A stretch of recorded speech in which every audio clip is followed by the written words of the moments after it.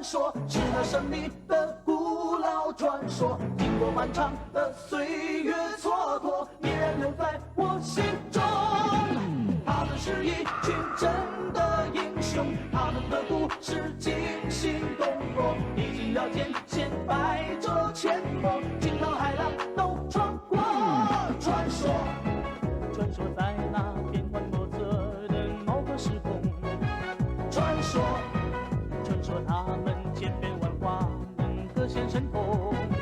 传说，传说任凭时光流转，但正气不灭，给我们留下神的传说。传说，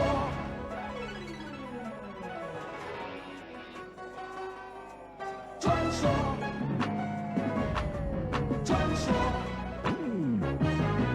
传说，传说任凭时光流转，但正气不灭，给我们留下神的传说。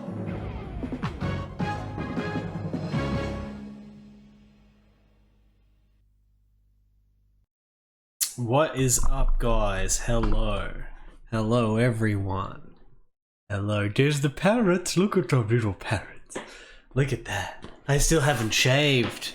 Can you believe a week I've gone through without shaving? What's going on, everyone? How's everyone doing today? Going on? We're gonna just hang out with the little parrot friends here. That. Who's ready for some Pinball RPG Adventure? I want to play some Pinball RPG Adventure.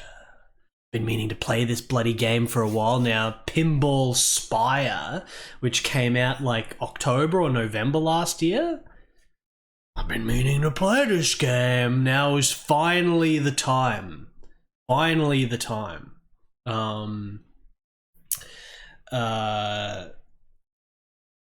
This is Steam game. Finally getting around to more Steam backlog, of which there's like 30 games.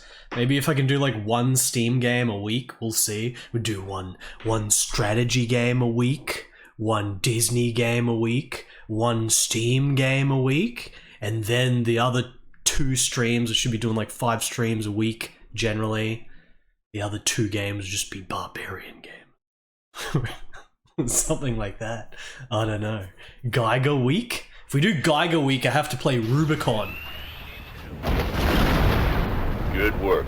Now do it again. Razor, thank you for the 270 bits. That couldn't have been for Truncho now, would it? That's just way too late for Truncho. Thank you so much, Razor 2257, 270 bits.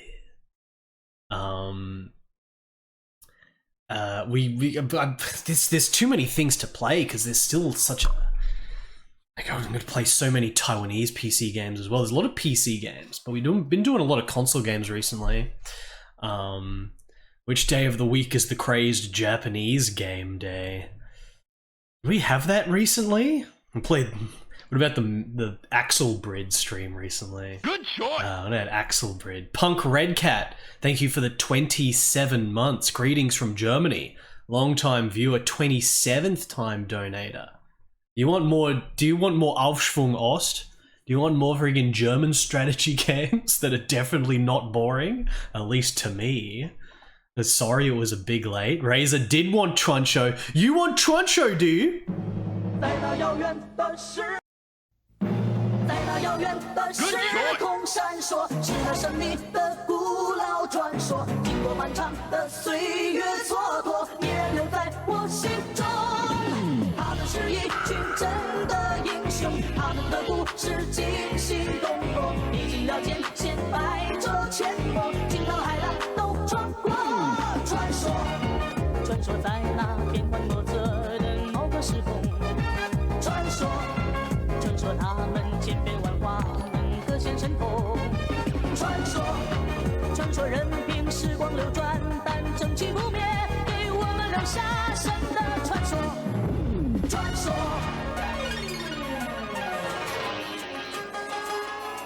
传说，传说，传说，传说任凭时光流转，但正气不灭，给我们留下神的传说。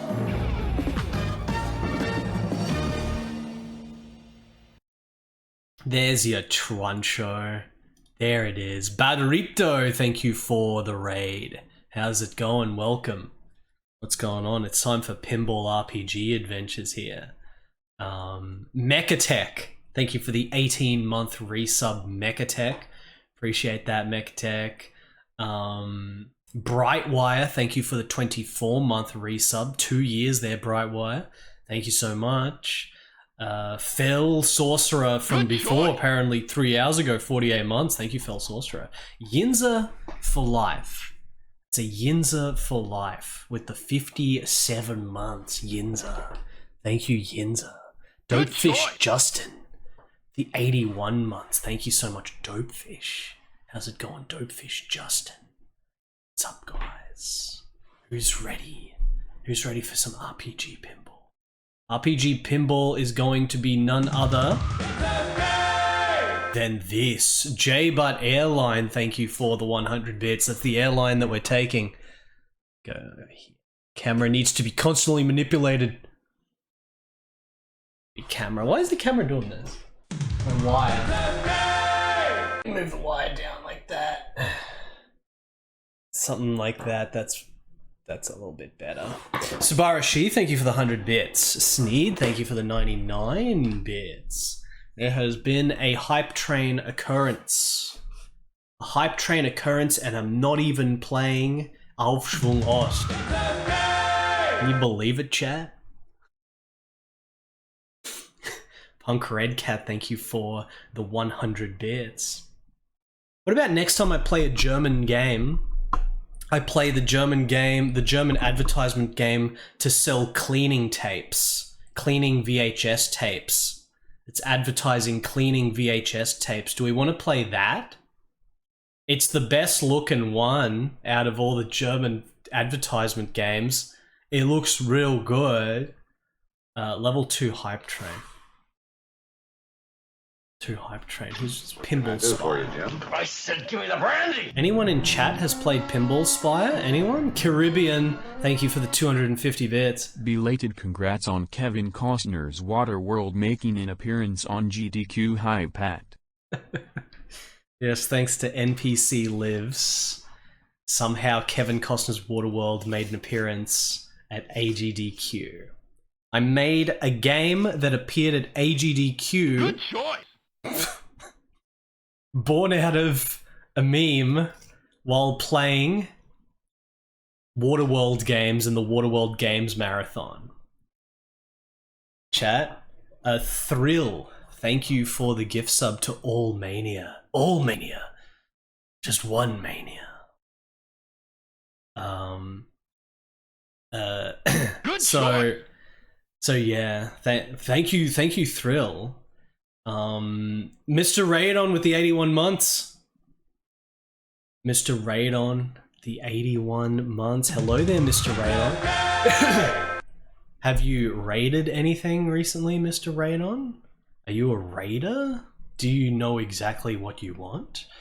81 is 3 to the 4th power. Why isn't there a sick action game called the 4th power?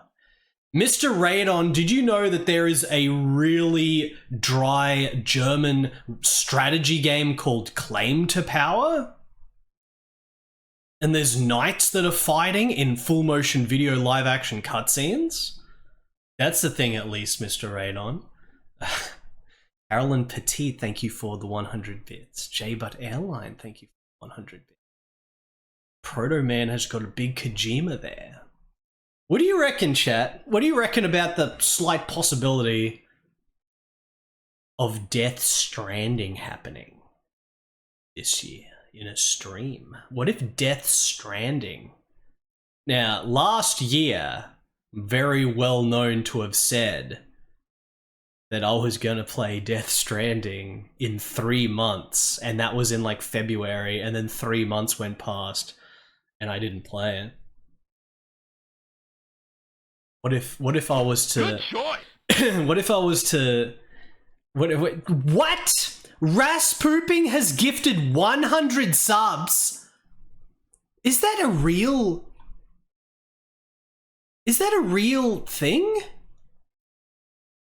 100 subs. I can't possibly read all that. Level 9 hype train?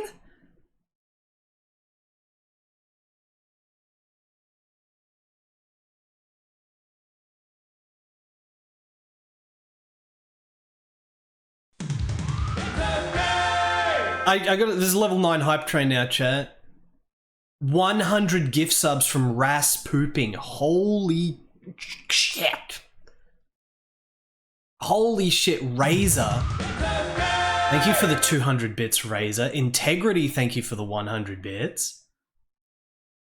Well, I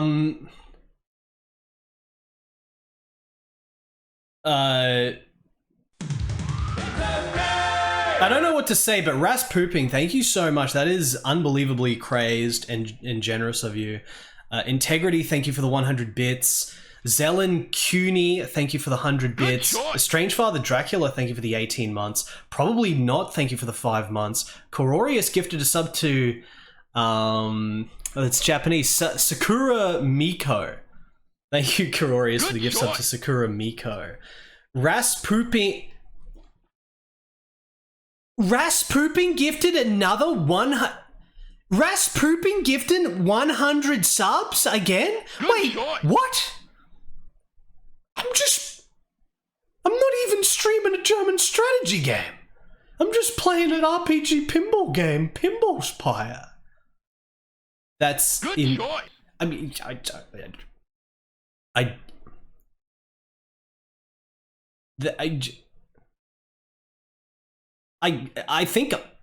this means that I have to play Death Stranding within 2 months. Blanket Burb, thank you for the 100 bits. Elto Shin, thank you for the 29 months. Snake, thank you for the 14 months. Cyber Trucker, thank you for the 100 bits. Good choice. Favorite streamer, oh, Raspoopin. Thank you so much, Raspoopin. I'm happy you enjoy it. Crushing Ceiling, thank you for the 35 months. Proto Man gifted 5 subs. Thank you so much, Proto Man. Sophia Rose, thank you for the 11 months. Crumb, thank you for the 14 months. We'll try, Crumb. Battle Hamster gifted 5 subs. Battle Hamster, thank you so much for the 5 gift subs. Good choice. Chat, I'm doing a mega super duper god ultra guarantee. I'm going to play through Death Stranding. Good choice. Within 2 months. Does anyone believe me? Is it gonna happen? Or do we just throw Kojima to the side and play more Super Nintendo instead? Chewy Mushroom, thank you for the 10 months. Very chewy. Nemo, thank you for the 100 bits. Pinball has gotten a resurgence ever since about 8 years ago or so when the physical pinball scene returned. Sneed, thank you for the 69 bits there. Appreciate that. Father Axe Keeper, thank you for the 41 months. Good choice. Butters Wax, thank you for the 100 bits. Yackers, thank you for the 8 months. Nostalgic Dan, thank you for the 100 bits. Proto Man with the 10,000 bits. Good choice. Hype Train record? Is it a Hype Train record? New record, it is. Level 12 Hype Train record. That's the biggest Hype Train I've ever had. 200 gift subs. Proto Man throwing in 10,000 bits, absolutely out of control. You need to power up and do some Super Saiyan streams over the next week to try to come to terms with this. I'm gonna have to bring out the real powered games. Al Pennington, thank you for the 40 months. Al Pennington. I should open Black Crown. Oh, Black Crown, when am I going to play it? When's Bardic going to come here again? Sophia Rose, thank you for the 650 bits. Good White choice. Buffalo, thank you for the 101 bits. Wait, did the record... I just saw the record jump to some. I don't know what's happening there because I'm still choice. scrolling. I'm still scrolling down the things. Beep beep boo boop. Thank you for the 95 bits. Soupy Doorman, thank you for the 50 bits. TM Sift, thank you for the 100 bits. Rubber Kitty, thank you. Pink Paperclip Guy and El Greco, thank you for the resubs. Droga, thank you for the 100 bits. I think Pinball is great as well. Seminasuke, thank you for the 89 months. Raspooping gifted another 100 subs.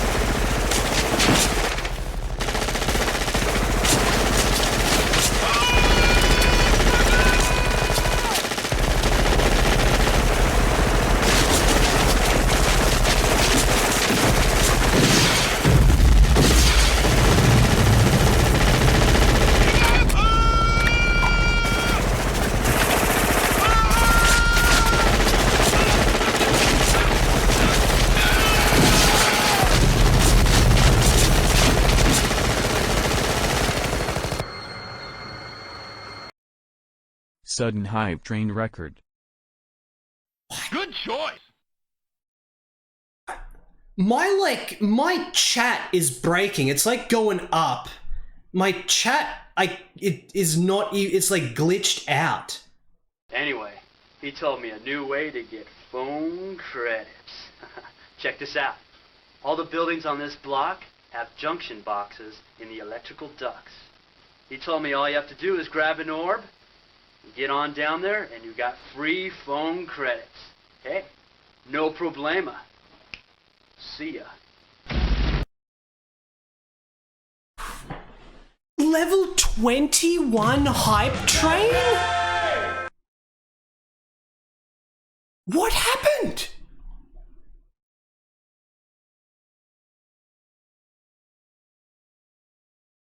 Good choice. I don't even know where I was.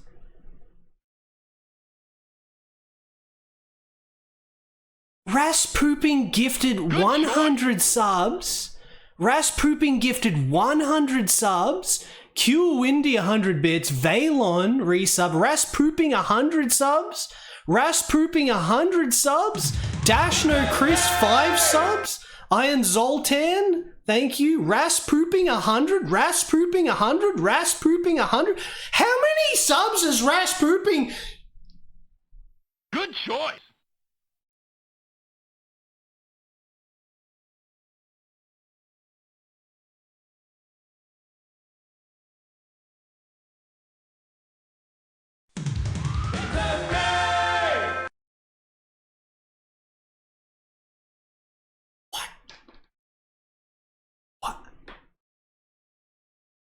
How many subs is I can't. Good My choice. thing is glitched out. Like I can't scroll down to the bottom of chat, and my alert box is just like a blur. It all looks the same.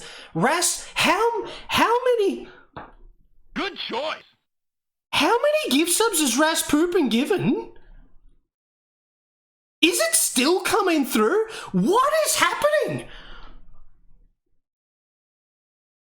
Good choice.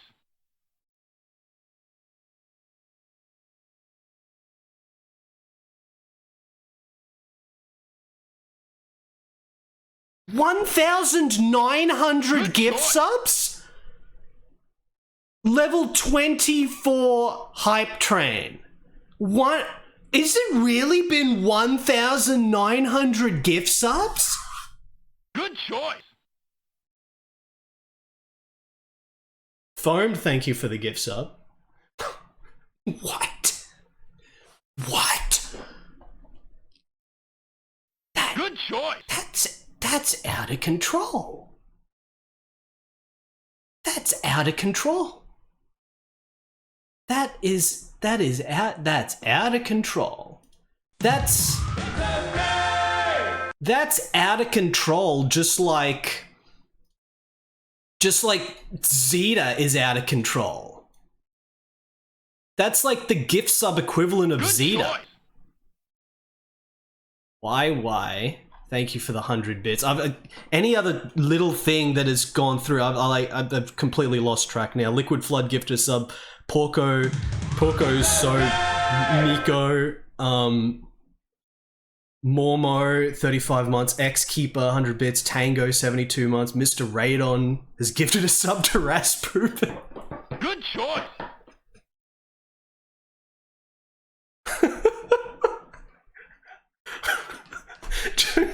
Drogulus gifting a sub. That's like the gift sub equivalent to Zeta, or the gift sub equivalent to Dead of the Brain 2. The gift sub equivalent of Presence. Gotta stream Presence again. The gift sub equivalent of Crazed Fruit. Remember Crazed Fruit, guys? This is actually getting re-released. This is actually getting re-released in Japan now, Crazed Fruit, which I regard as one of the best PC98 horror suspense adventure games. Chargoth gifting a sub, Rhythm Song resub, thank you guys. Razor, Astral Vortex. It's gone. I've been working on it for 30 years. I finally succeeded, and now it's gone. What are we going to do now at the International Clean Air Conference? Everybody's waiting to see it. What can I do? I'm so old now. Who is going to help me find the alpha ozone for me? Merry-go-round? Pinball is very popular.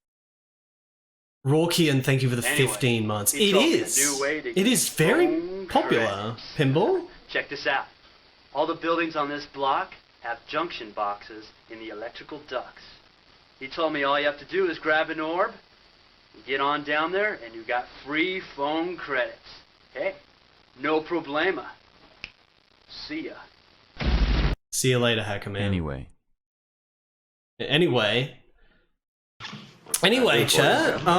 Give me the brandy. I'm gonna play. I'm gonna play a game today. Each bullet fired in the Predator clip represents one sub you have now been gifted. What can I do for you, Jim? I said, give me the brandy.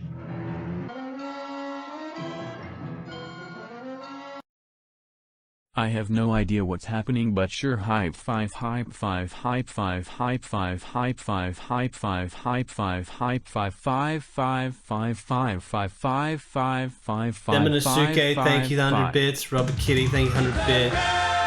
Tracker, thank you, 100 bits. Lucas, thank you, 100 bits. Bertrand, thank you, 100 bits. Goon Zeroth and the gift sub. Sniper with 2,000 bits. Valric, thank you for the 17 months. The Good level choice. 20. I'm never gonna get a level 24 hype train again. Like, what the heck was this? Green Herring, thank you, 100 bits. Zenith Good Dante, choice. thank you for the 5 gift subs. Zenith Dante. Mustang Red Cloak, thank you for the gift sub. I'm sure I missed a lot of stuff before, so appreciate everyone that threw stuff in during that insanity of Rasputin. It was Good just choice. beyond the comprehension of... It was just beyond comprehension. It was like, it's like Zeta. MP83, thank you, 100 bits. Obper, thank you, 100 bits. Jimmy Colorado, thank you, 100 bits. Good Schubert, choice. Dark Rift, Cardu, Proud Onions, Caribbean. The hype train is a success. You've collected all of the level 23 emotes, it says. Quickly, Catherine. The alpha ozone, it's gone. Have I? I've never working been on in it for a... 30 years. I finally succeeded, and now it's gone. What are we going to do now at the International Clean Air Conference? Everybody's waiting to see it. What can I do? I'm so sold old now. Who is going to help me find the alpha ozone for me? That was... Congratulations Rasputin on winning the lottery. I didn't know hype trains went that high. Apparently they go to level 100 now, but that's for the big boys. That's for the big boys. This is like 5 times the previous record for my hype train. Because every subsequent level of hype train requires so much more.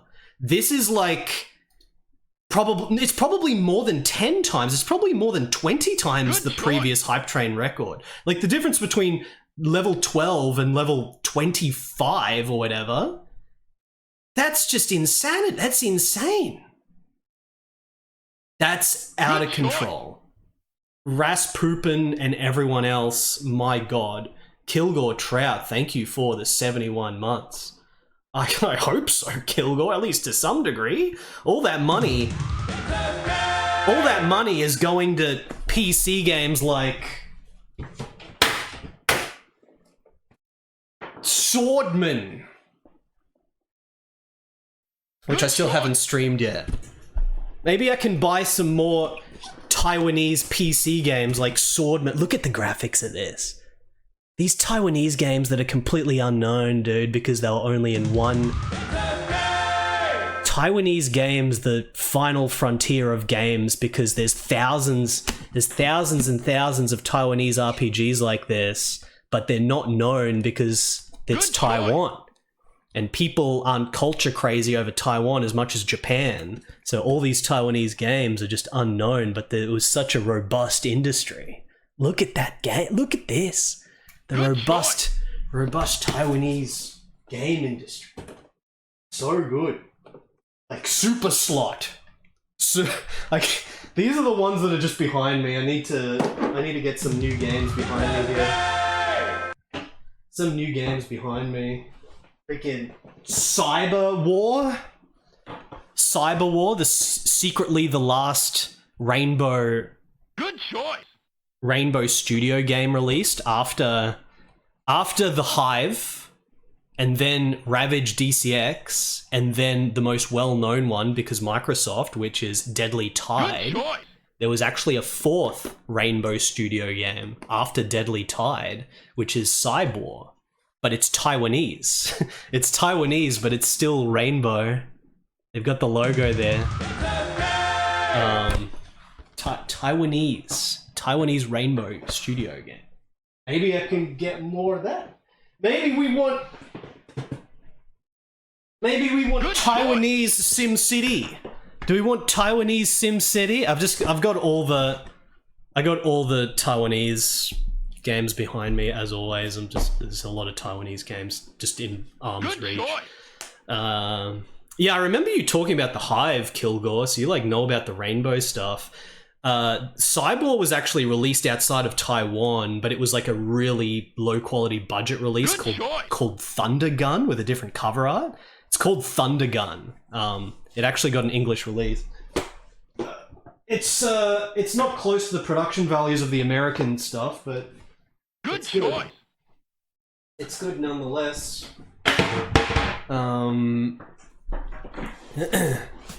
Sold it. Oh, you worked at a game store. Oh, that's the full lore knowing there. How backed up are we on these alerts? Holy crap! I have to just try to comprehend. I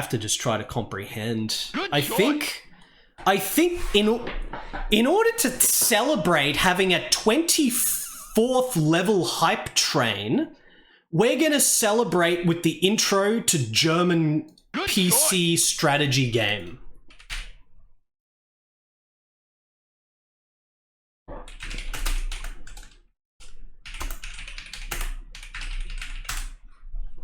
We're gonna celebrate having a level 24 hype train with the intro to a German strategy game on PC.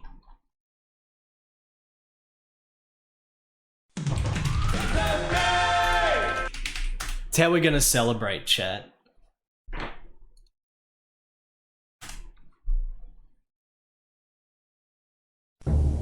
Oh, here it is. Good choice. Here it is. Let's go over here. Oh, Merry-Go-Round's cover art is still there.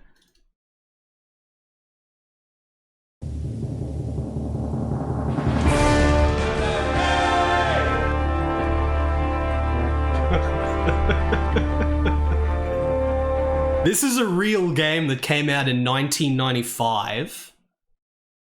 This is a real game that came out in 1995. It was never released in English. but it did get one localization. There was one localization of this game. He is greater than anybody else. The man came to save our planet. That's the Sonic Blast Man. Sure is. This game got localized out of Germany in one region, and of course that region is the place that got all the localizations, and that is Taiwan. There was a Taiwanese localization of this German strategy game.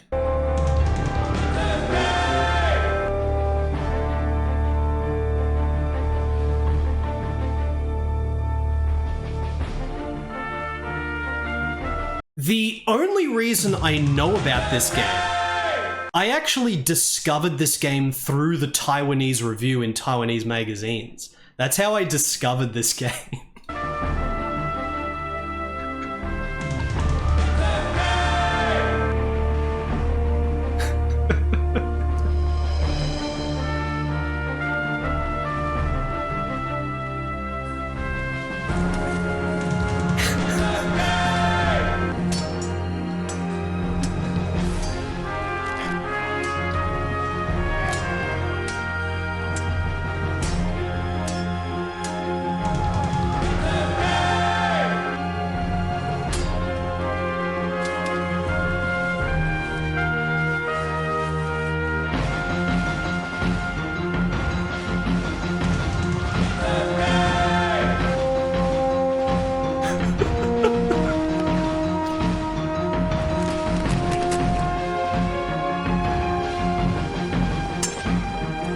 These German dudes are having so much fun. They're having so much fun just getting their freaking weapons and going and fighting in the park down the road.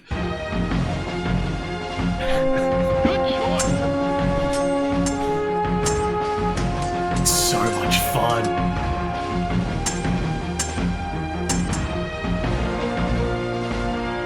Oh.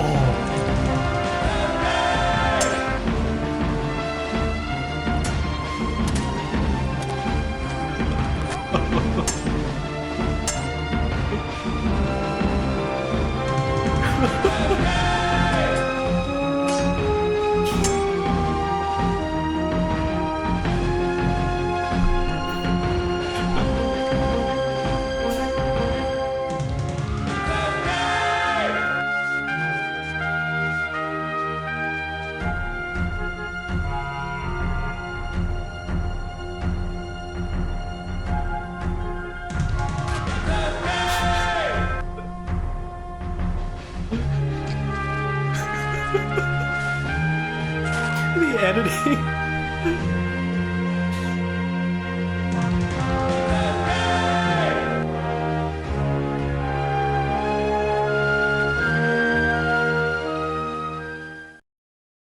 That was the intro to Claim to Power. That's the intro to Claim to Power. It's an FMV strategy game. Do you know what the other clips in the game look like? Do you want to see what other clips of the game look like, chat?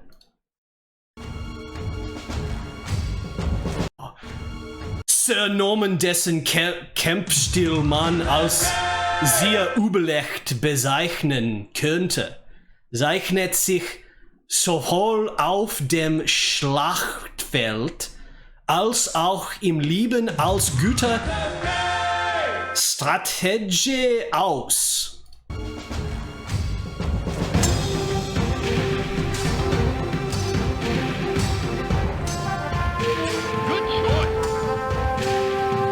You can pick. Sir Norman is one of the 6 characters you can pick. As if you wouldn't pick him. I gotta get this game, and we gotta play as Sir Norman. Fail. I guess you can get a really fancy chair now. No new chair required. Good shot.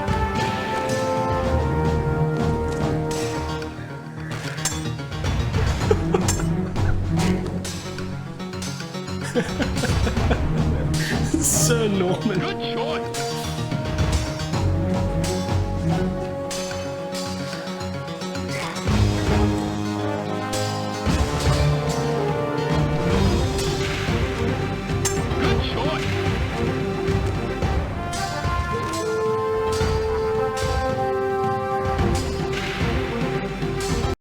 hold on a second. Hold on. Good Is that like a pipe? Is that like a modern pipe? Chat, is that a modern pipe? What can I do for you, Jim? I said give me the brandy! It's a rain pipe. It better be going towards the laser active and I will see Pen 1 evil. Good choice! Oh god, when am I gonna play? When am I gonna play laser active? I really want laser active.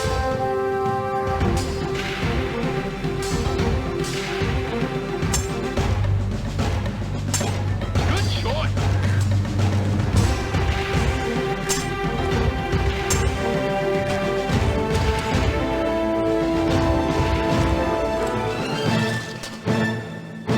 Good choice! So Norman, there's no gameplay of this game uploaded to YouTube. There's no gameplay. It's just one dude has uploaded all the video files. Sir Gavin? Let's look at Sir Gavin's video. Sir Gavin wird man nie ohne seine gefürchtete Streitaxt antreffen. He's got an axe.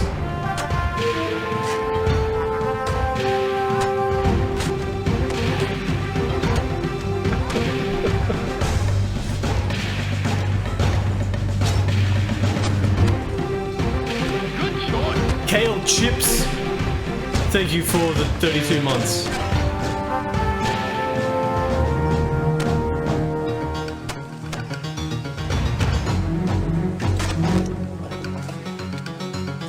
The game looks so hype, but the actual gameplay, the actual strategy game part of this actually looks pretty bland. But, you know, it's still worth it for the FMV clips.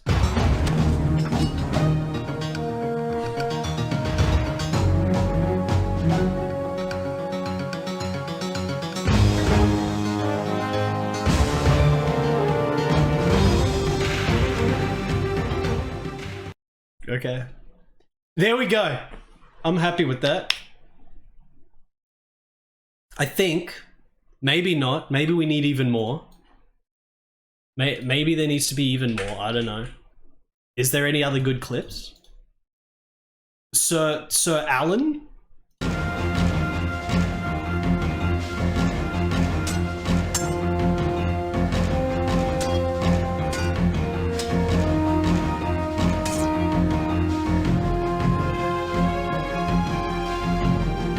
Does anyone want the original soundtrack to Claim to Power on vinyl?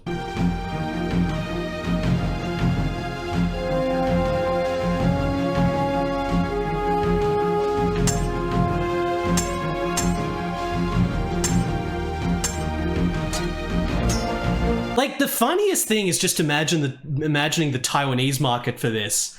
Like I said, the only other place apart from Germany this got localized was Taiwan. Like, imagine those Taiwanese dudes that are buying this, they're getting so hyped, like, oh, freaking knights and shit. I would have bought it. If this was in Australia, I would have bought it.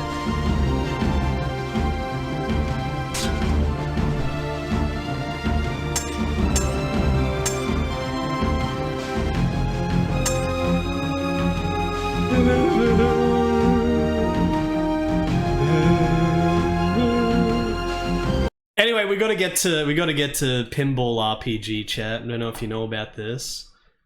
Not Merry-Go-Round. Merry-Go-Round will play another time. We'll also play M-Hard another time. We'll also play M-Hard another time. I love this cover art. This cover art is so awesome.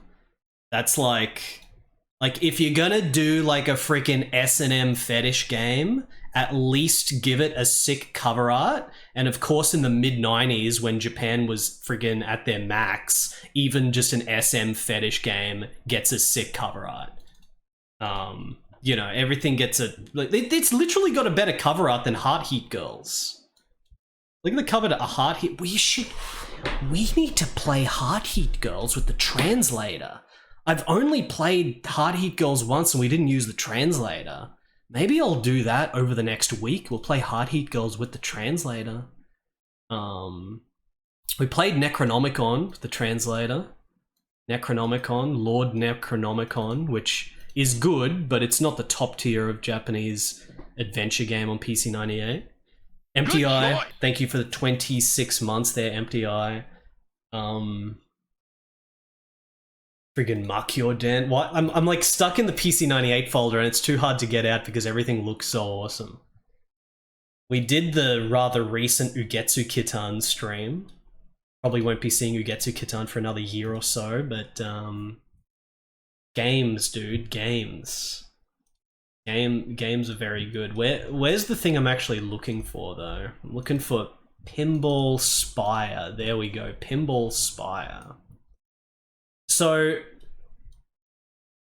Pinball Spire is another RPG-inspired pinball game to come out. Like, the first one of these to come out was probably Pinball Quest on the NES. Pinball Quest, which a lot of people might know about, it was released outside Japan. Pinball Quest is interesting because there's actually a lot to Pinball Quest. Like, the RPG mode is actually just one of like 4 tables. But no one ever talks about the other tables in Pinball Quest. They only talk about the RPG one, for good reason.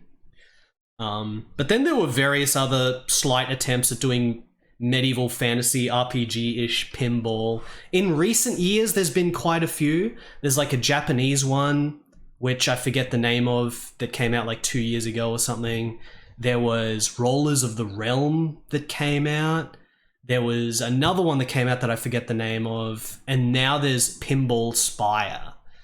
Pinball Spire does one very important thing, which is what I literally would always say whenever I was playing like Pinball Quest or whatever. I was always saying to myself, or I think even a few times on stream I said it to you guys, I was always like, instead of score, it should be experience and you level up. What does leveling up do? Well, leveling up, you could come up with doing lots of things in a pinball game, but in order to come up with an easy solution or something, you could make leveling up just give you a higher multiplier. You could just increase the score multiplier, and the score is experience. Although that kind of feeds into itself, because as you level up, you're getting more experience. So maybe that doesn't make that much sense. But maybe if you're making an RPG pinball game, what if you have HP? What if you have like a health bar and you can increase the max HP every time you level up, and then every time you drain the ball, you have like damage taken off you or something? That's a way of doing leveling up as well. I don't know what this game does. I have no idea what leveling up in Pinball Spire does, but Pinball Spire has leveling up from getting experience. So instead of score, there's experience, and that alone makes me want to play this game. That alone makes me want to play this. This was made by like one guy. I think it says in the intro it's like solo developer, but there's like a music guy as well. So there's one guy essentially that put this game together, plus music man. Full authentic indie game. Let's play it. Not one of those fake indie games like, you know, Amnesia was like the first one that claimed it was like an indie game, but it was like a team of like 20 dudes that made it.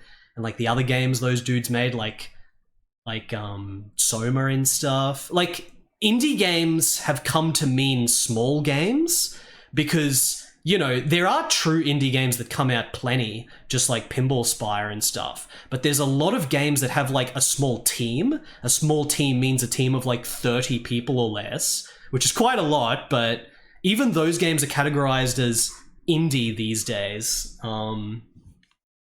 You know, it's like a step below the B games. And we're just talking in terms of budget here. You've got like the AAA games, and then you've got like, you know, well, I guess there's AA games as well, but you guys know what I mean. There's a lot of teams. Like, I think even to some degree, some people were saying, like the Power Rangers game was supposed to be classified as indie because it was a small team. I don't know, you know, stuff like that. Stuff that's like a team of 20 dudes. But anyway, who cares about this nonsense rant? However you want to categorize games or teams, it doesn't matter. All that matters is that we play this. That's not the layout I want. I want this layout. Okay. This is the layout that I want. The sub count appears to be broken. Let me try fix the sub count. Is it just glitched? Oh no, that's my sub count, chat. It just took a while. That's the sub count. All right, good. The events that transpired before were somewhat out of control. Let's play Pinball Spire in Steam. Let me turn on the Xbox controller. Pinball Spire. I've got 7 minutes on this from testing it. Alright. I have not actually captured this yet. Oh, this is loud.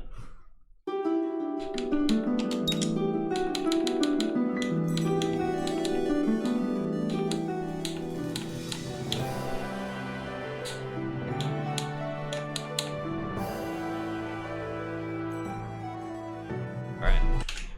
We have to actually capture the game.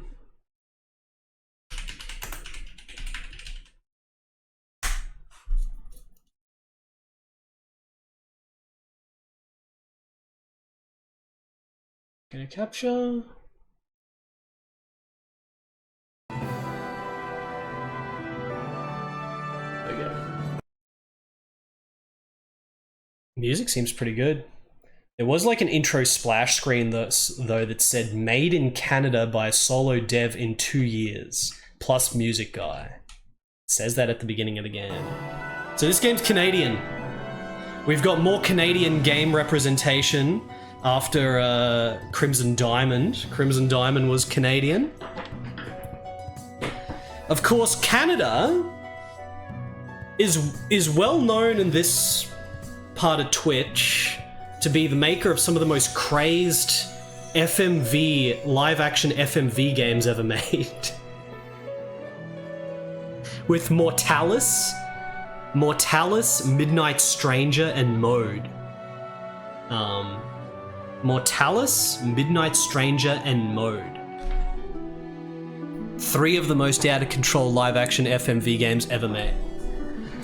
I should play Mortalis again. I've been trying to find a physical copy of Mortalis, but it's very rare, that game. Very rare.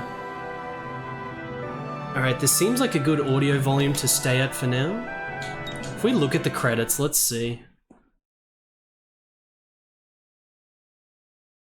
Speed up or skip? Created by Apparition Games. Tom Voros. Mark Voros additional. Music Starling Tan. And then just Unity assets and stuff. Fonts. Yeah, it's like 2 dudes. Hey, what's up, Mudu-sama? Alright, new game, then let's start the timer.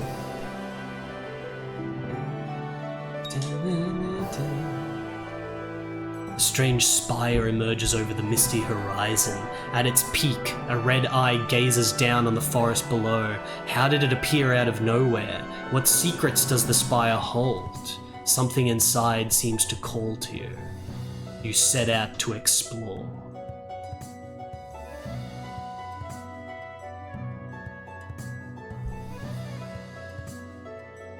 I'm gonna be climbing. We play this little guy with the eyes, by the way.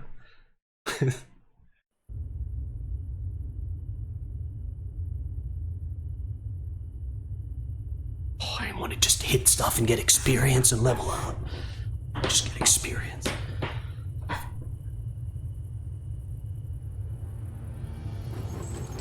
Oh, the little gate is so good.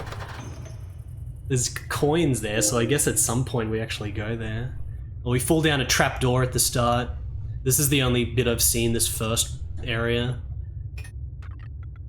Down the trapdoor.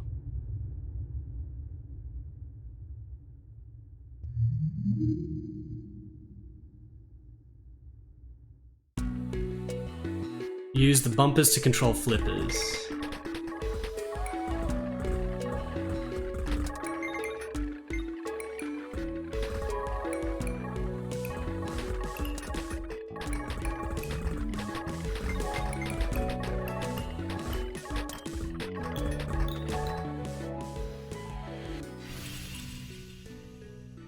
There's just like a whole bunch of skulls going around. But then this appears where it wants you to go down. I think this is so it drains all the skulls.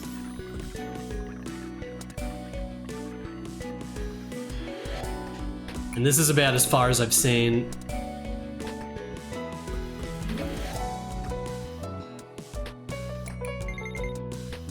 Alright, so this is our actual ball. Only the ball counts for getting experience, those other things weren't getting experience. We've got big experience number in the top right. We've got a level gauge on the right side. So good. What does leveling up do? I don't know. I don't even care, I just want to level up.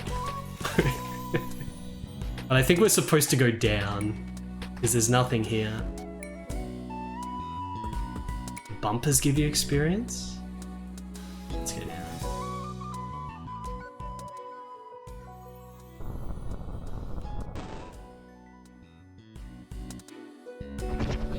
Boom. There's the coins are like in the top left, like a currency. And if we press R3, we can actually do this and have a look at stuff. So this says light all the letters in this word to complete the objective. Hit this button to light up a letter, the associated word objective. Important looking object is protected by a barrier. Hitting the barrier is ineffective. Hit this button to light up a letter in the associated word objective. This button to light up a letter in the word objective. Okay. Alright. Alright, let's harvest it.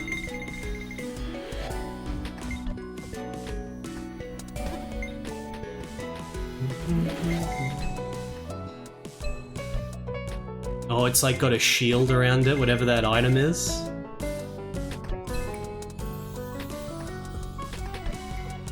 Word objectives. Oh, killed an enemy, 50 experience for killing the eyeball bat.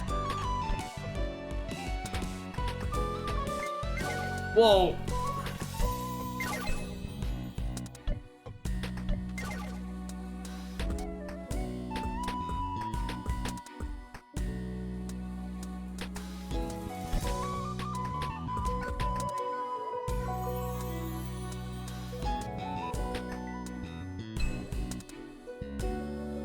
Very cozy game. I wonder if there's gonna be bosses and stuff. Oh, almost leveled up. I guess it's 1,000 experience for the first level. How do I hit these lower targets?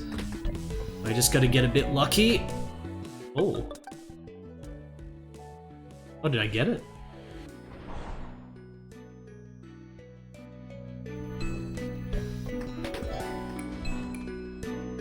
Oh, that's like one of the gates. We need the other one taken off. There it is.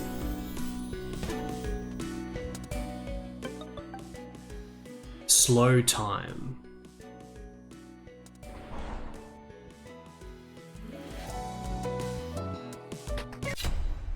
You got the focus ability. Hold A to focus and slow down time.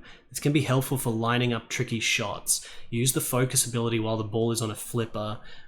Using the focus ability while the ball is on a flipper will also show a preview of the ball's trajectory. Using abilities will consume mana. Mana can be replenished by absorbing mana orbs from defeating enemies. Got an achievo for that. Hey. Whoa, whoa.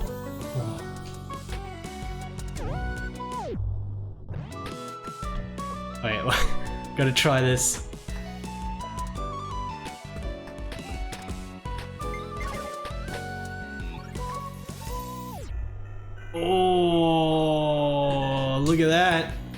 So my mana is bottom left. So leveling up must just increase your max mana, maybe.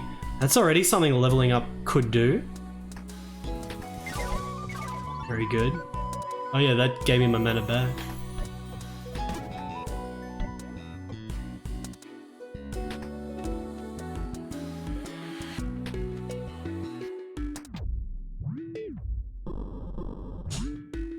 Oh. Okay, save spot? Good choice. This has like Metroid save zones. Naughty Coconuts, thank you for the 30-month resub.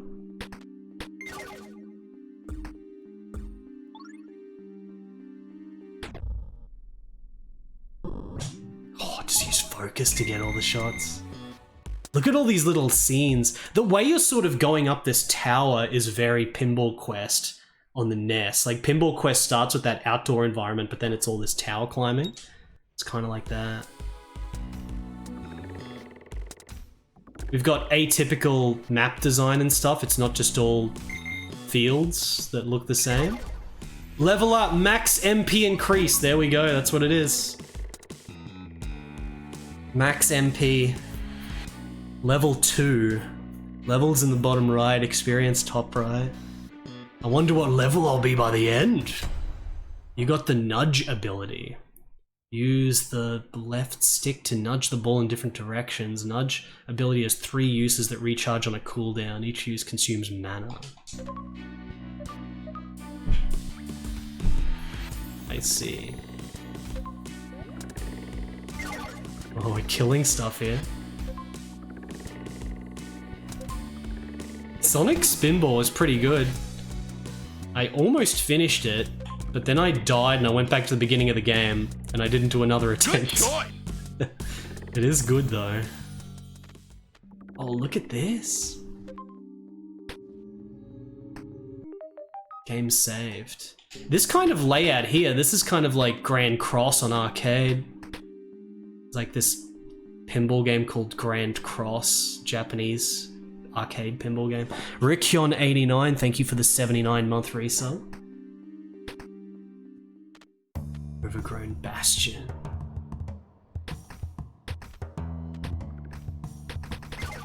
Oh, so we can fall back down, I guess. So if I use... Well, firstly, we should have a look at stuff. This gate allows passage in one direction only. Going through in the other direction is impossible. There's a little loop, and then we go straight up. There's like a little present here.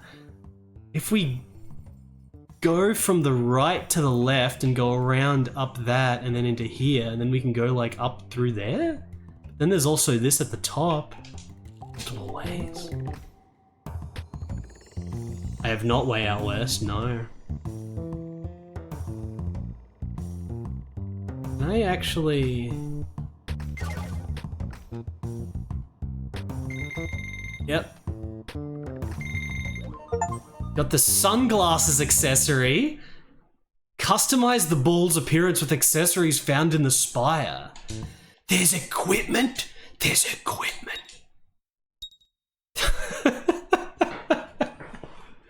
When do we get plate mail? There's equipment. We got the sunglasses. So what happens if I keep going up here? Oh, this is the beginning. Okay. Okay, I could nudge it here, maybe. Nudge so that it doesn't fall back down the trapdoor.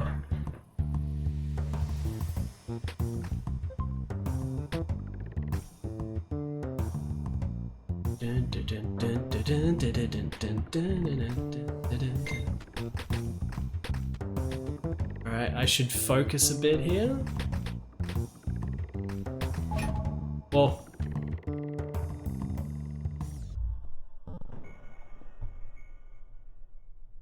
What? Can you do it? Can you do it? I used like all my mana. I missed it. Gotta time it better.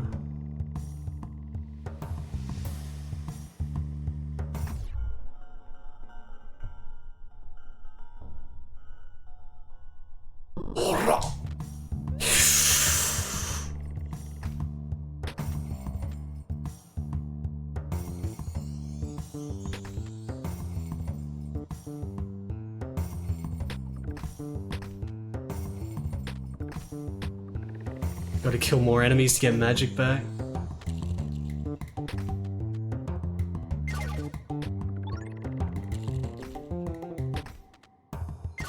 There we go.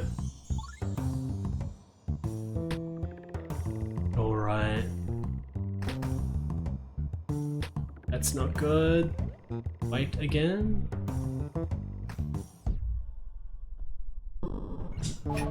There we go. Whoa! Oh, the music, like, getting another layer for getting here.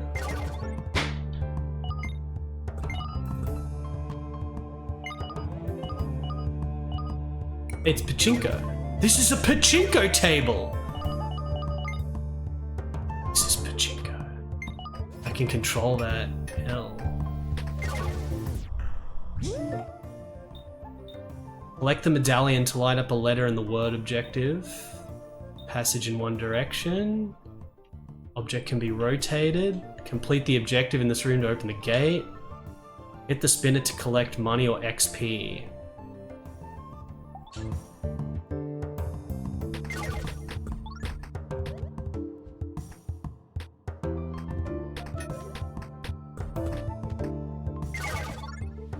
That magic. Should just use lots more focus. Wasn't ready for that.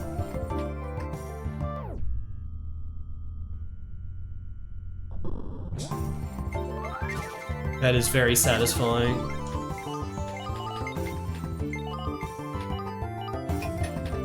Oh.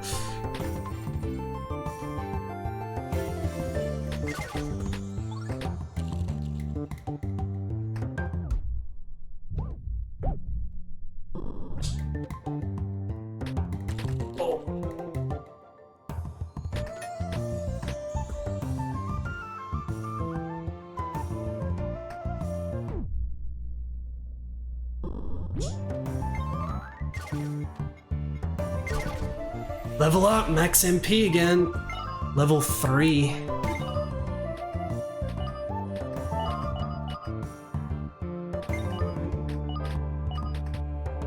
Oh! I had to nudge it in.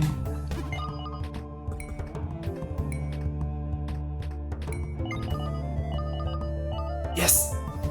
I guess I could use the nudge as well. I forgot to actually use the nudge.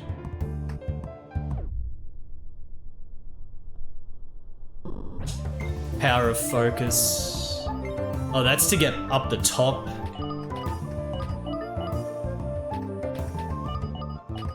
No. I should have nudged.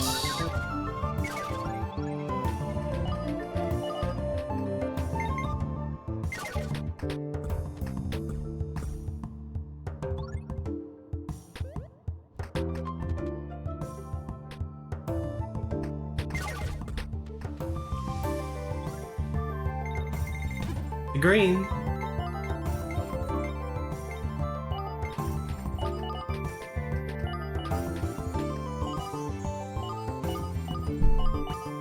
Nudge.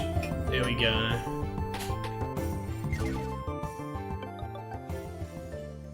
Ball. Objective opened. Yeah, I still haven't played Xeno Tilt or Demon Tilt. Demon Tilt like added in that extra content where there's proper boss fights and stuff. I think originally it didn't have it, but then it added this EX mode with the boss fights. I don't know anything about Xeno Tilt yet.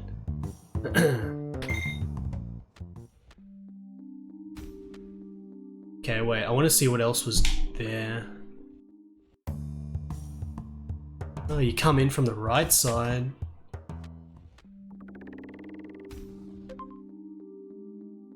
Save. Progress has been saved. Still don't know what the coins do.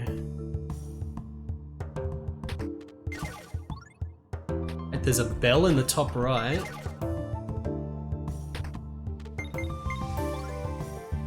Loop there.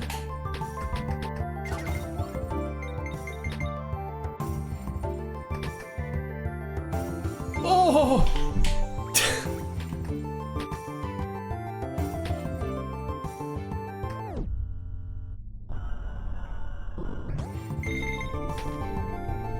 It's so satisfying to use the focus.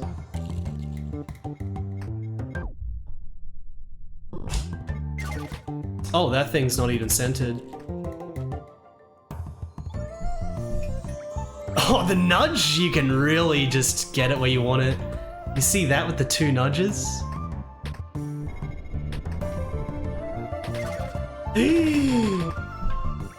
Nudge back up! Nudge up! Dude! Just nudge it back up. It uses mana, but I've got enough mana. It's definitely, this is not one of those, like, video pinball games where progression could be ultra difficult or ultra rare for certain people or whatever. Like, this seems like a fairly user-friendly game where you can really get good and just get to where you want it to.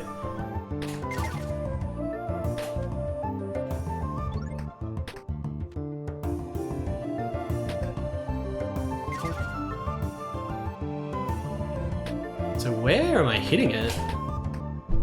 Maybe we gotta use this. Ring the bell to light up a letter in the word objective for this room. This thing is like rotating. Just different parts of the room connected to the spinner above. Hit the spinner to rotate the circular section below. We need to get access to this section. There's a treasure. And then this in the top right as well.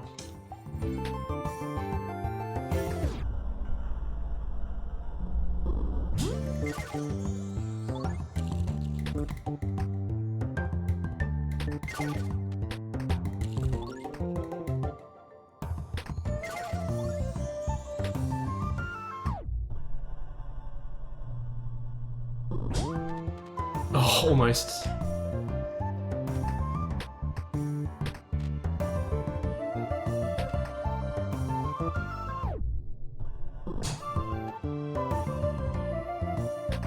It's the wrong thing to hit to rotate.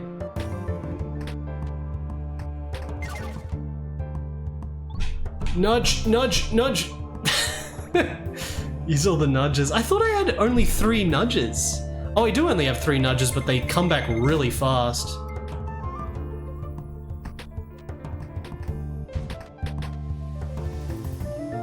The cooldown is very fast. Okay, how the heck do I hit it into there? How the heck do I get into that? Oh well, maybe I can... Yeah, that'll work there.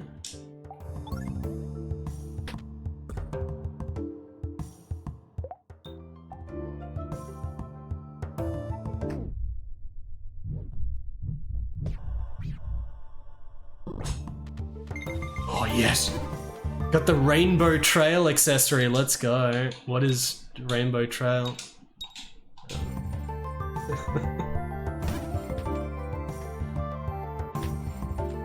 We can also zoom in and out. This game's got zooming, so if you want to just see the whole thing, except seeing the whole thing would probably make it maybe a little bit harder to see certain things. Level up.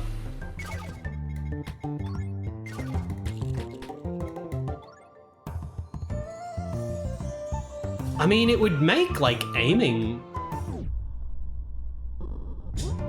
a lot easier for hitting certain targets.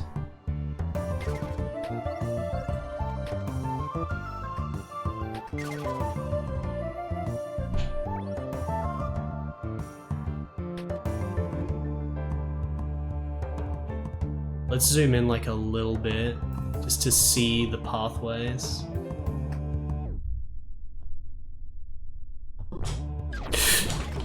I literally did the wrong one.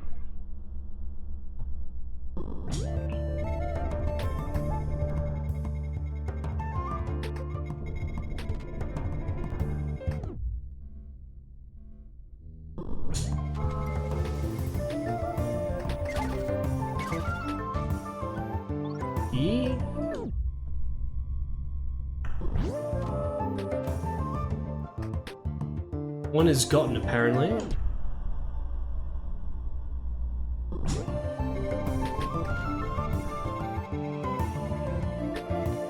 I guess they have to be flashing, so I haven't been to this one over here. I want to rotate it on the right one.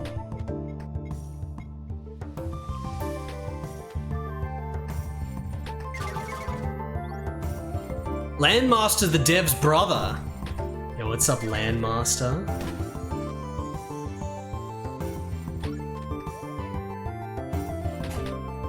Oh.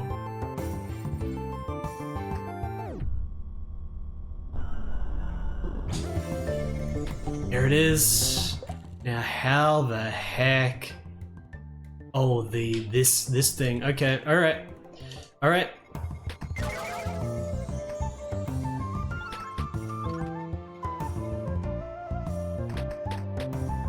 No. Okay, no, it doesn't turn anymore. Okay.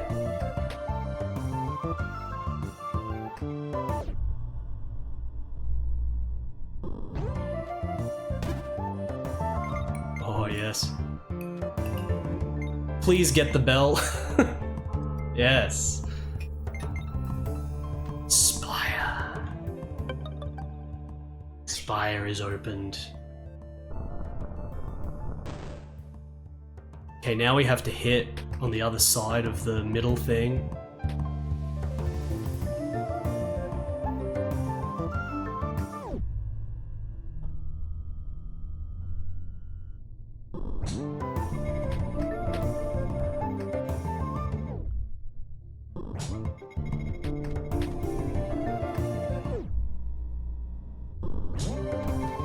Oh, nudge! Nudge! Ran out of nudge.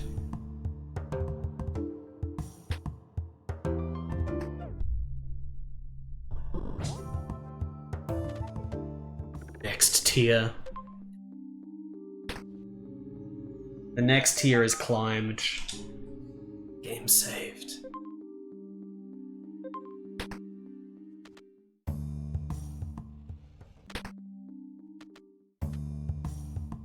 You'll get it. There's a present there. No, I want to go back down. What can I do for you, Jim? I said give me the brandy! I want to go back down. Shupert Fan Club. It's the Shupert Fan Club. This seems like a Shupert game. Shupert should play this. Hey Shupert, play this walk-a-spin game. Shupert, Shupert, Shupert. Look at this area to the Shoopy? side. Oh no. He's not here. Chad, what do I do? Oh right. Be sure to pre-order the Shupert game, if it ever comes out. Yeah, is the Shupert game gonna be this good? I hope the Shupert game is this good. Got the red bow accessory. Fully equipped. Equip a full set of accessories. Oh, I want to play all of them. Al Anonymous. They all need to be played.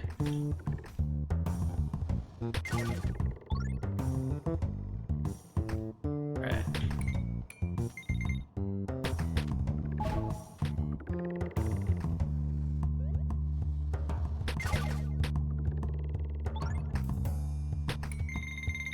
Oh, accessory. Oh, look at all these pathways. Look at all this. This was like a side area as well. This wasn't going to the main area. 5 soon. Got it? Oh, flame. Received a gift from Tetsuo. I'm sure it's going to be amazing.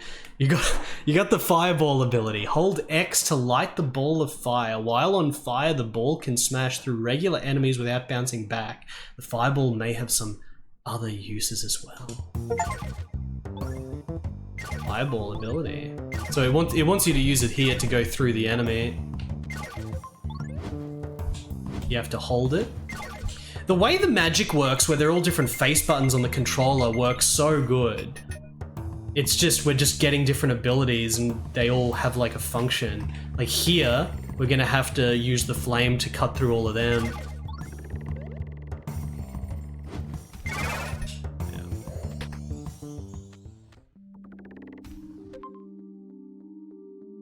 Almost level 5.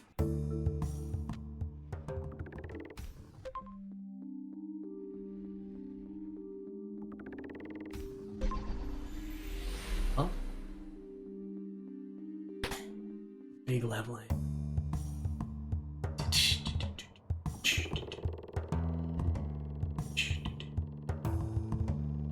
Oh, there's presents over here though. I need that present. There's the present down there.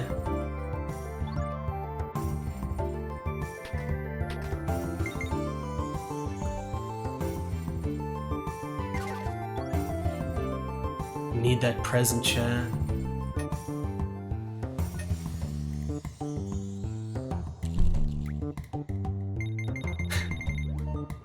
Got the bandana. Yeah, we're going Rambo.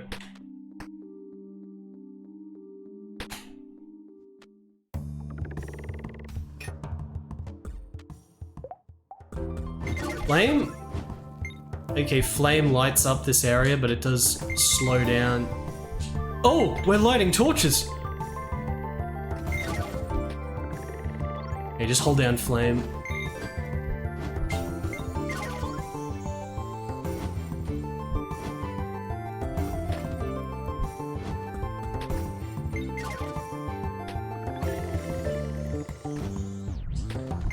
I'm trying to use multiple skills at once. Gotta get used to it.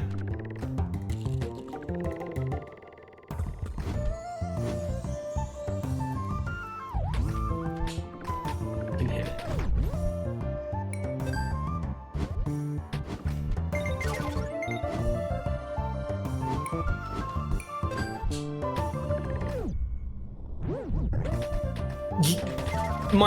My brain just cannot wrap my head around using 2 skills simultaneously yet.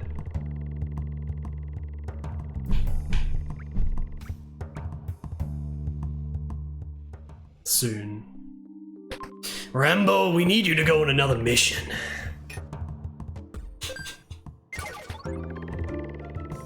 Rambo, the best character. I need a new alert. Need to get around to adding a new alert, and it's going to be the speech at the end of Rambo 2. I want what they want. We need the Rambo 2 speech.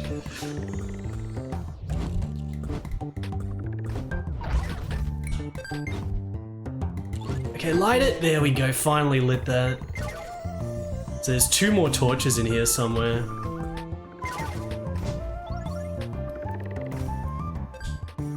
Where the heck are they? Torches?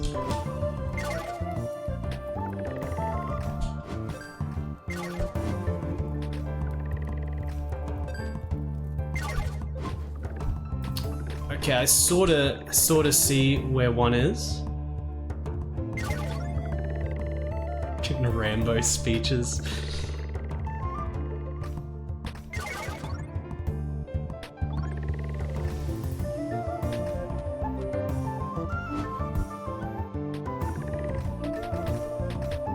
Gotta get to like the lower springs, I reckon. Could try to do this. It's not where I wanted to go.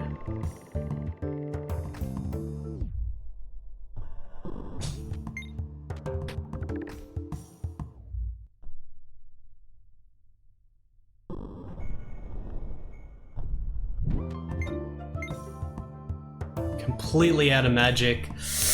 Completely out of magic right as I got to where I wanted to go, because I think this is one I haven't done yet.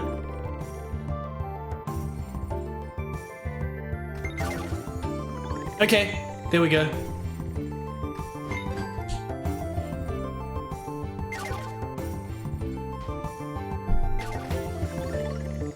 Big magic.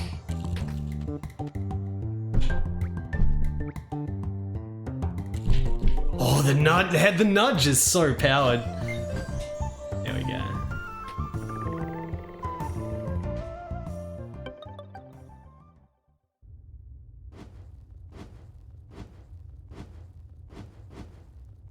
Is that a big eye? It's a boss. It's gonna be a boss.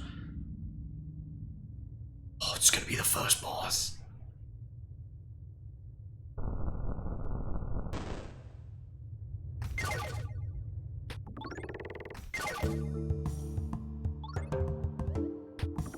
This also reminds me of another sort of pinball game that had progression like this, where it's kind of this adventure you're going through, but I completely forget the name.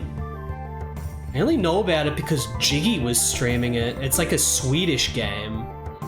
Does anyone know what I'm talking about? It's sort of like this pinball game with this adventure aspect. Newish, few years old, 5 years old, something. I think it's also got sides, like you can actually side scroll, like you get on your feet and there's side scrolling parts as well. What's up, Hammer Brothers? This is good. I think it's Yoku's Island Express. That sounds familiar. That looks really good. I kind of want to play that.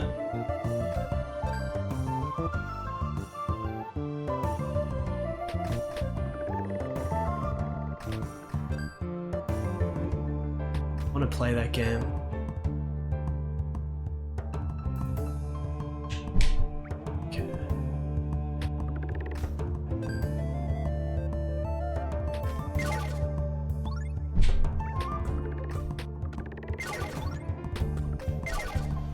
Level up max MP, 8,000 experience. You gotta get down onto the bottom flippers though. TDX, hello. There was some particularly out of control events that transpired. It's true. Rasputin, completely out of control. Okay.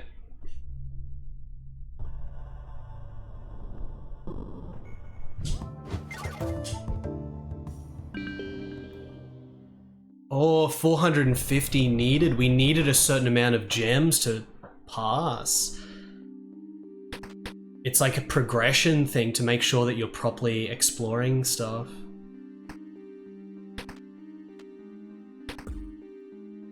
Well, we've got like 50 more than required, so I should be fine on that as long as I keep getting all the explored stuff.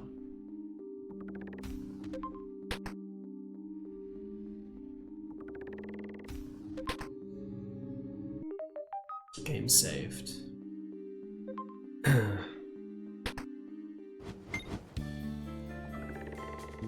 Welcome, hell of a boss. Playing RPG Pinball, that's what I'm doing here. Oh, we want this. Got the eye patch accessory, that sounds like a very exciting accessory.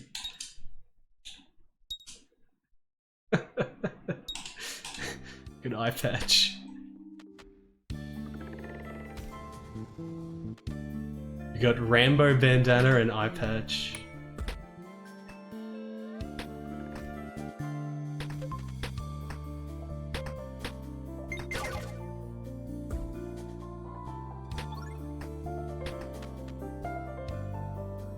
Oh.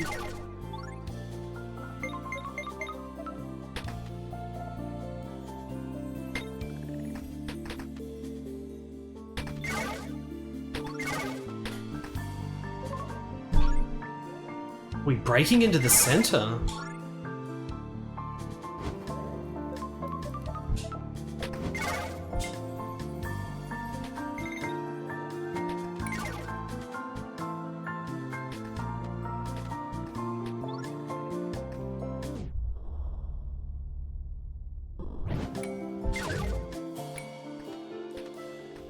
I need to be more careful on those.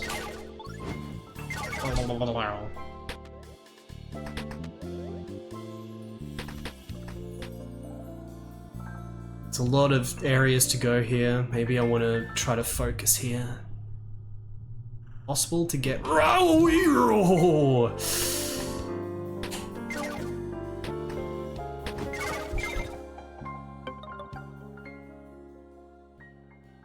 did I do? Oh, you opened up the thing for the medallion.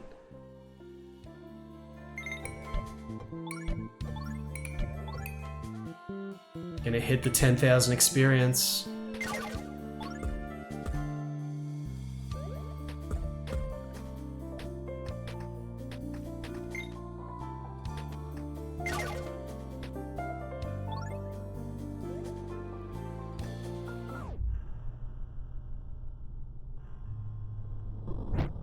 I messed up. Got the monocle accessory.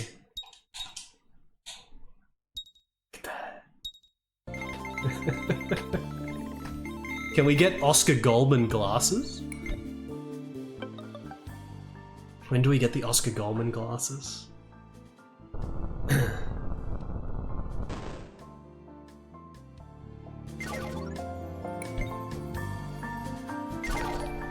Level up, max mana increased.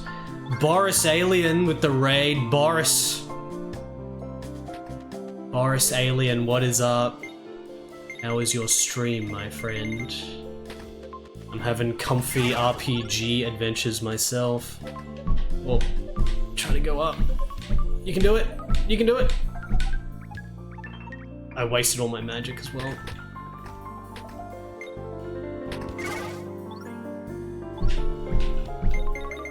There we go. Okay, how do I aim into these?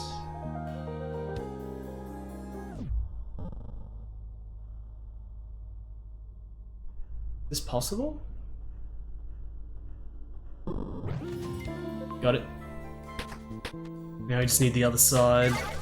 Good to hear, Boris. This game's turning out pretty good.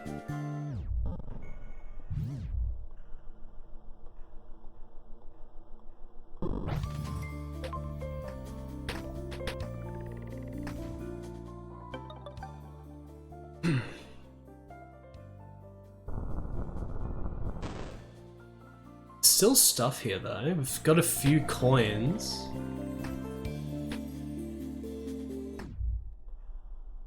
Gotta get that. That should be possible, right? Oh, it falls so quick at the end.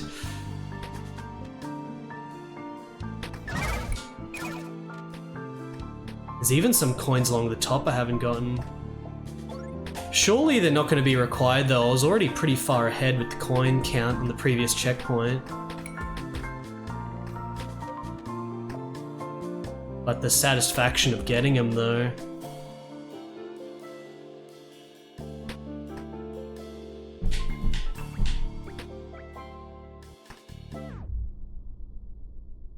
Can do it. Oh!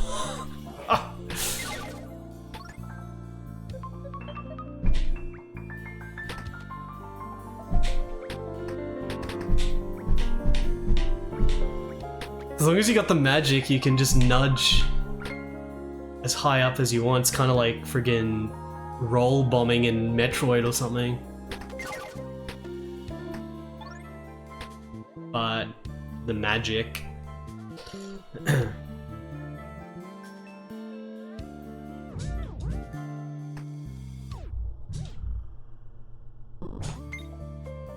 So close. That's very hard to time. If that's even how you're supposed to do that. Big magic?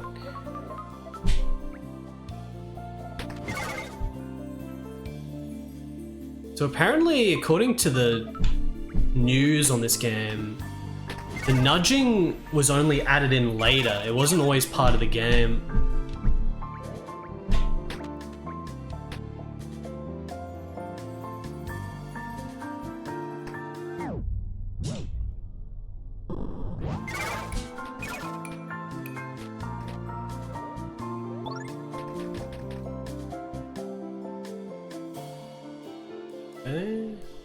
Zoom out a little bit. What's the max zoom in? This is max zoom in. Do we want to play on max zoom in, chat?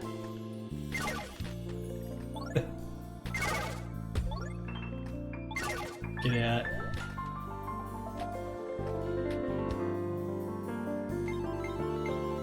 Max zoom out.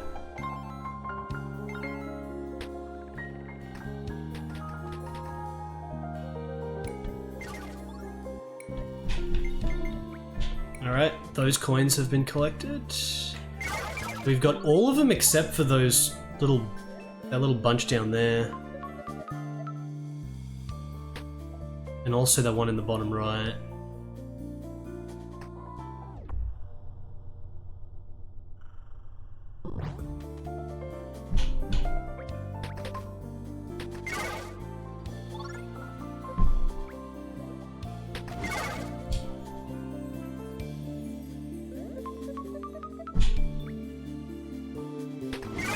I've gotten a lot of experience from this scene. Oh yeah! Oh, okay, I got all of them. I wasn't exactly trying to do that, I just was gonna leave the level, but I got all of them, chat.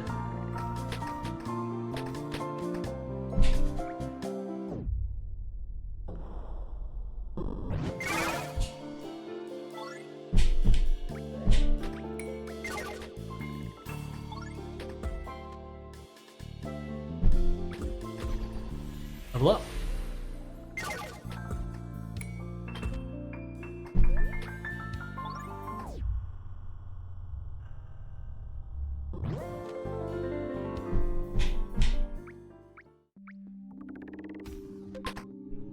Next here, climbing the Pinball Spire.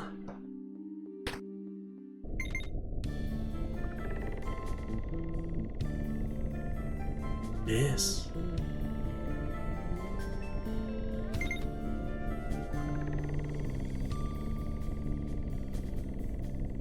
There's mysterious blocks. I think. Alright, that's how I can get all the blocks of using excessive nudging. There's also the mysterious thing in the to the right.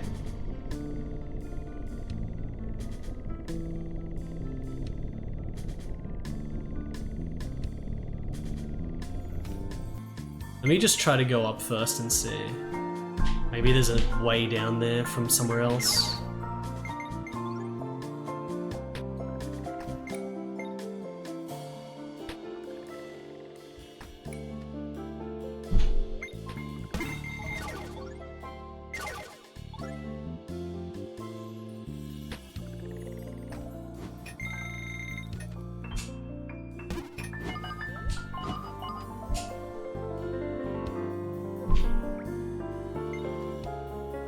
There's a lot going on here, holy crap.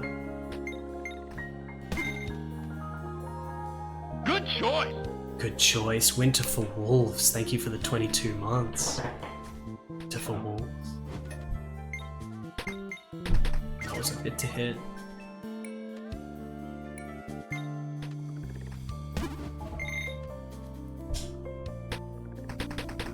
That was my bit to hit.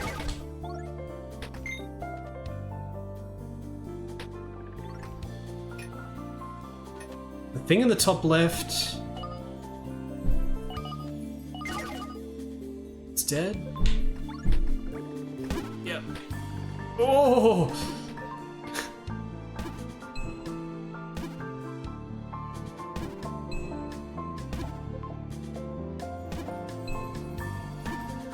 Infinite score farming. Use the flame. Guys, I'm just gonna get experience for a while. Oh, I'm just gonna get some experience. Oh. Just take this as a moment to have a rest. What's my favorite pinball table out of real pinball? I don't really have one because there's so many tables I like and I haven't played them enough. So I couldn't really say.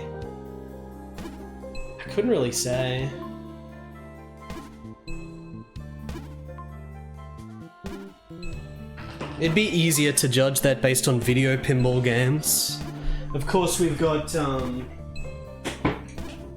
Sumera. The bust out Sumera. Whatever the heck it is. Sumera, the Taiwanese DOS pinball game with the amazing cover art. Look at that. Lord Sumera. It's the only boxed copy I ever saw. This is like a clone of Devil Crush? Demon Crush, whatever it's called. It's just a clone of that with really good pixel art and music. I really want to play that non-Japanese follow-up to Devil Crash Devil Crush. What's it called? Is it Demon Crush? You know, it was originally on PC Engine, but then there was the Mega Drive version / Genesis. But then there's that like unofficial follow-up to it, Dragon's Revenge. Dragon's Revenge is the one, yeah. And it's like not Japanese developed, but it actually looks like the coolest one. It looks so good. It's got like barbarians and stuff in it. Yeah, this game's pretty cool. This game's more cool than it is good, but yeah.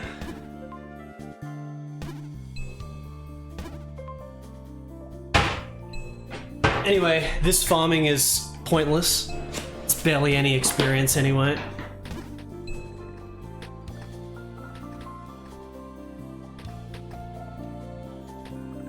Okay, how the heck do I do that?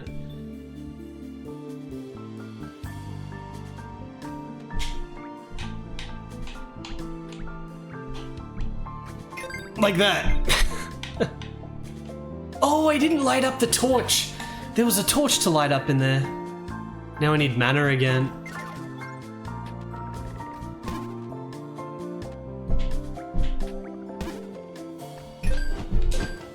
There we go. I haven't played Crew Ball yet, but it looks pretty good.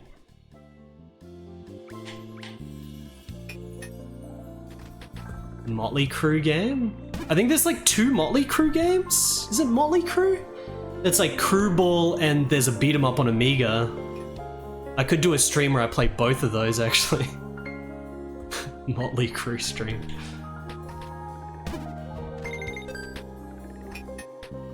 Yeah, Time Cruise on PC Engine, which is called Time Cruise 2, but there's no Time Cruise 1. That's developed by Face, and it looks pretty good.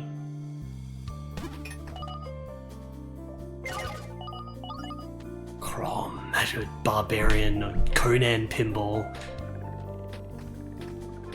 Closest we've got is just Dragon's Revenge. There's a present, there's a chest on the far right. Yeah, I still gotta play the Alice game. I don't know if it'll be better than Crosswiber though, I'm a big fan of Crosswiber.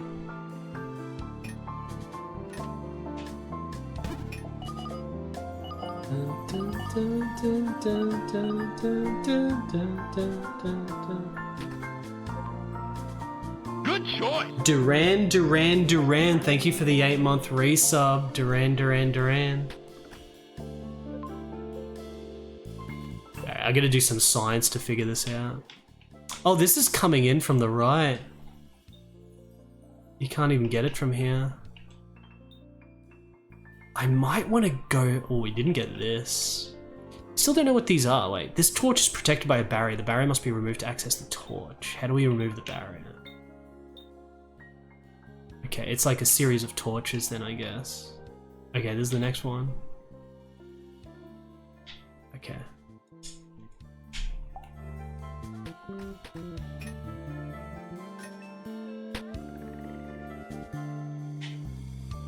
Under magic.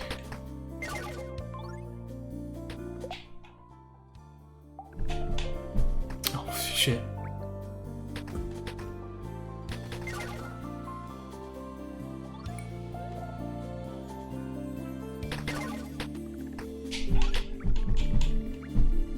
There we go.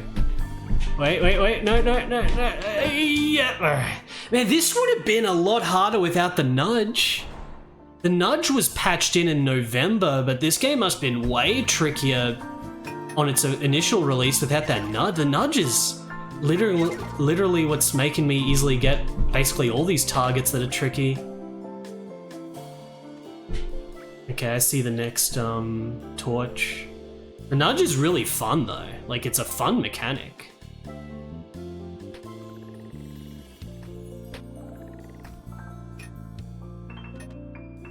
It makes you want to level up more as well because of the mana. The mana's just a very fun mechanic with the abilities you get in this.